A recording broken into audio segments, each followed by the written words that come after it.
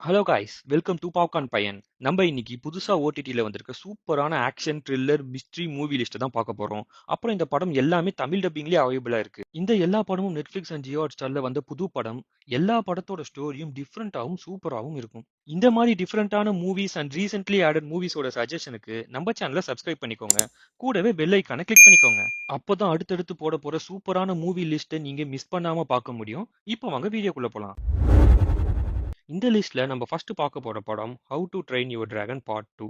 இந்த படத்தோட story last பார்ட்டோட continuation தான்.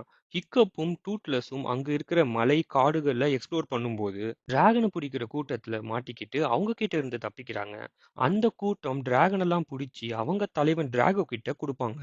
அடுத்த சீன்ல ஹிக்கப்பும் டூத்லெஸ்ஸும் பறக்கும்போது ஒரு ஆல்பா டிராகனையும் டிராகன் ரைடரையும் பாக்குறாங்க.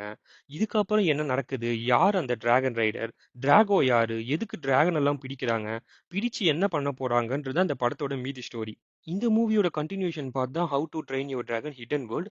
இந்த மூவிலையும் ஒரு டிராகன் ஹண்டர் வருவான். அவன் ஏன் டிராகன்லாம் அழிக்கணும்னு நினைக்கிறான்றது ஒரு பக்கம். அப்புறம் இவங்க கிட்ட இருக்கிற டிராகன்ஸ் மட்டும் இல்லாம ஒரு ஹிடன் வேர்ல்டு நிறைய டிராகன்ஸ் வாழ்ந்துட்டு வரும். இந்த டிராகன்ஸ் கிட்ட எல்லாம் கூட்டிட்டு போறதே ஒரு லைட் ஃப்ளூரி தான். அதுவும் ட்ரூத்லெஸ் மாதிரி தான் இருக்கும், ஆனா வெள்ளையா இருக்கும். இந்த ரெண்டு மூவியும் நெட்ஃபிளிக்ஸ்லயும் இருக்கு அண்ட் ஜியோ ஹாட்ஸ்டார்லயும் தமிழ் டப்பிங்ல அவைலபிளா இருக்கு. ஒரு நல்ல என்டர்டைன்மெண்ட் மூவி. இந்த ரெண்டு மூவிக்கும் 10க்கு 7.8 அண்ட் 7.4 IMDb ரேட்டிங் கொடுத்திருக்காங்க. இந்த லிஸ்ட்ல நம்ம அடுத்து பார்க்க போற படம் தான் த ரிப். இந்த படம் 2025ல ரிலீஸ் ஆகியிருக்கு. இந்த படத்துல ரெண்டு முக்கியமான ரோல்ல நமக்கு தெரிஞ்ச பெரிய ஹீரோஸ் தான் நடிச்சிருக்காங்க. பென் அஃப்லெக் அப்புறம் மேட் டேமான். படத்தோட ஸ்டார்டிங் சீன்லயே ஒரு போலீஸ் ஆஃபீஸர் ரெண்டு பேர் கொலை பண்றாங்க. அந்த போலீஸ் ஆஃபீஸர் சாகிறதுக்கு முன்னாடி ஒரு மெசேஜ் அனுப்பிட்டு செத்துடுறாங்க.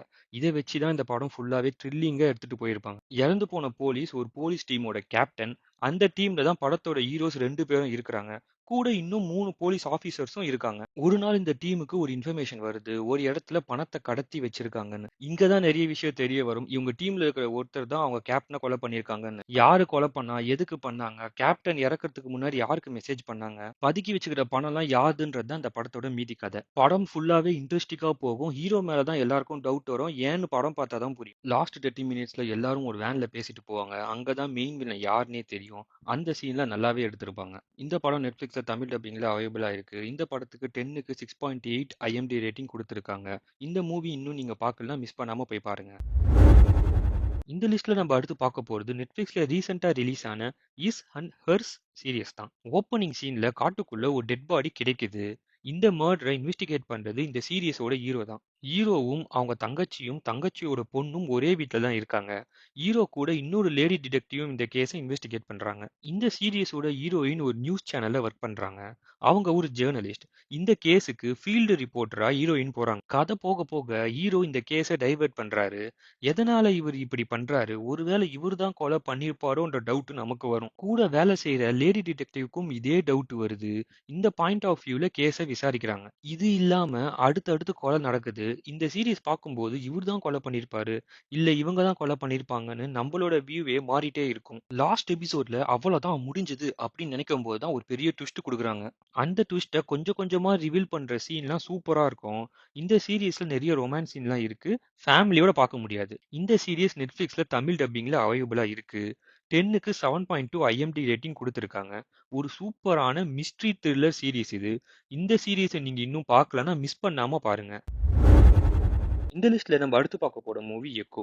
இந்த படத்தோட ஸ்டார்டிங் சீன்ல அப்புட்டின்ற ஒருத்தர் மோகன் பொட்டான்றவரை காட்டுக்குள்ள கூட்டிட்டு போய் விடுறாரு. கட் பண்ணா 8 மாசம் கழிச்சு காட்டுறாங்க.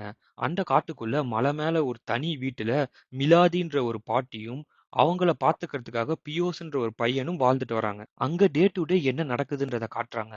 இவங்க கூடியே மலையில நிறைய நாய்களும் காவலுக்கு இருக்கு. குரேச்சான்னு ஒருத்தரை தேடி 2 பேர் அந்த ஊருக்கு வந்து பியோஸை விசாரிக்கிறாங்க. அதே மாதிரி குரேச்சானுக்கு நிறைய எதிரிகளும் இருக்காங்க. அவங்களும் அவரை தேடிட்டு இருக்காங்க. யார் இந்த குரேச்சான், எதுக்கு இவரை தேடிட்டு வராங்க, அந்த காட்டுக்குள்ள எதுக்கு அந்த மலேசியன் பாட்டி தனியா இருக்காங்க, அப்புறம் யார் இந்த பியோஸ்ன்றத சொல்றது தான் இந்த படத்தோட மீதி ஸ்டோரி. இது ஒரு மலையாள படம். தமிழ் டப்பிங்ல நெட்ஃபிளிக்ஸ்ல அவைலபிளா இருக்கு.